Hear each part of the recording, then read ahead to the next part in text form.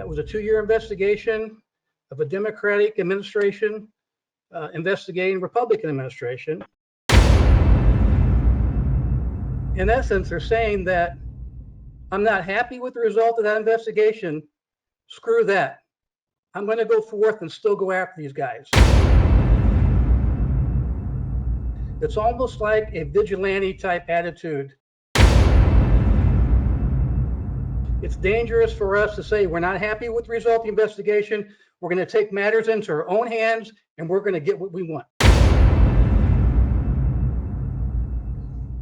I would like to say that I don't feel this was a witch hunt.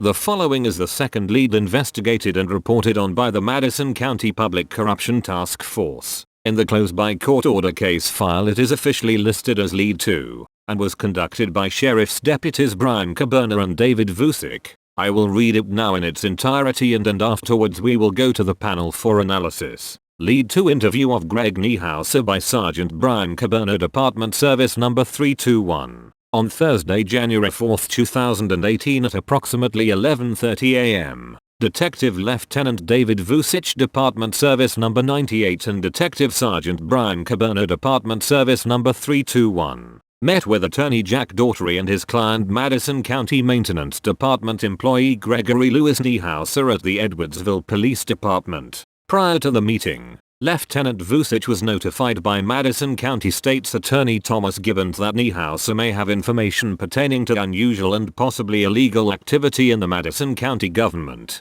Caberna subsequently made contact with Attorney Daugherty and arranged for the meeting. Niehauser was fully identified as Niehauser, Gregory Lewis, P.O. Box 421, Marine, Illinois 62061. Caberna introduced himself and Lieutenant Vusic and then informed Niehauser that the Madison County Sheriff's Office was notified that he may have information as it relates to unusual or criminal activity in the Madison County government. Niehauser advised that he was in the Administrative Services Department completing a maintenance project on Wednesday, January 3, 2018 at approximately 8 a.m. to 8:30 a.m. when he overheard a conversation between Madison County employees Bruce Cooper, Human Resources Department, and Linda Ogden, Purchasing Department. Specifically, Niehauser advised that he heard Cooper tell Ogden, "We need to destroy files according to time and legality before Freedom of Information Act, FOIA request. I don't want damaging personally or otherwise."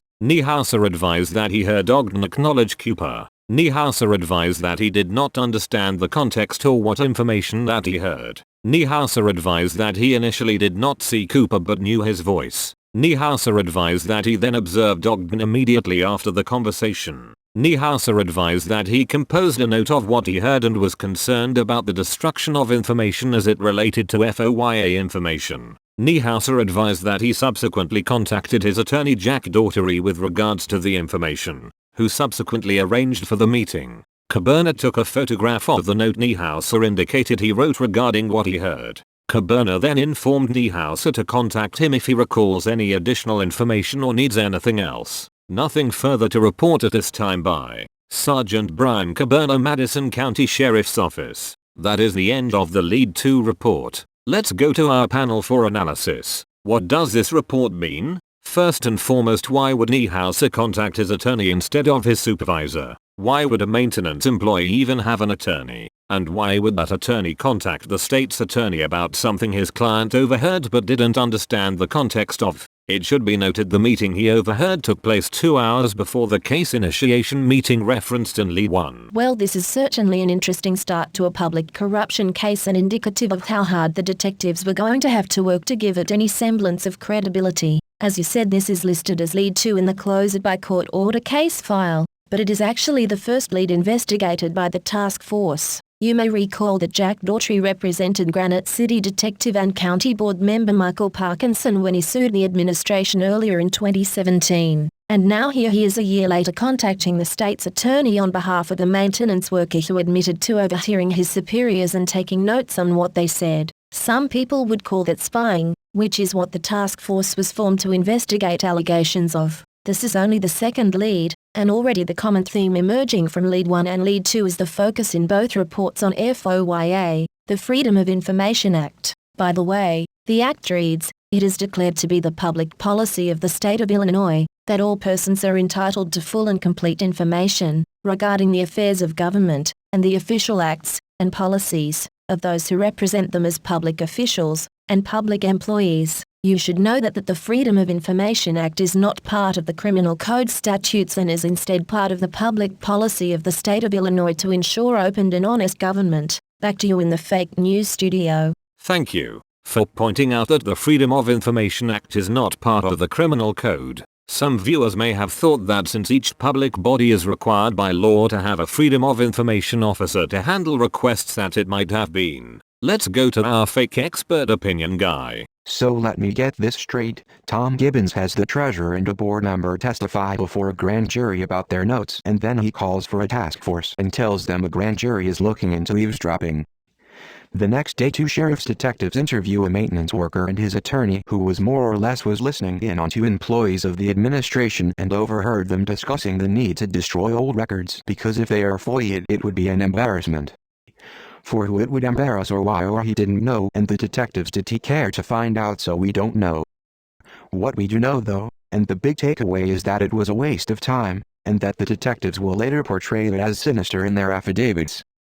We also know that there is the Local Records Act, part of which declares that a program for the efficient and economical management of local records will promote economy and efficiency in the day-by-day record-keeping activities of local governments, and will facilitate and expedite governmental operations. So it seems entirely plausible that the administration would be embarrassed if the operations were not efficient and someone FOIA'd something that should have legally been destroyed according to the Local Records Act before the administration took office, but had not yet. It's important to point out that it can be a crime to destroy public records if it is not done in accordance with the act, but there is no mention of what records they were talking about and if they even were destroyed or just being organized. All the detective's report says is the only evidence is a handwritten note given to them by the witness. So we are 24 hours into the investigation, and so far there is a note by Slesser, a note by Trampoli, and now a note by Niehauser, all accusing various members of the administration of doing something wrong, but no evidence.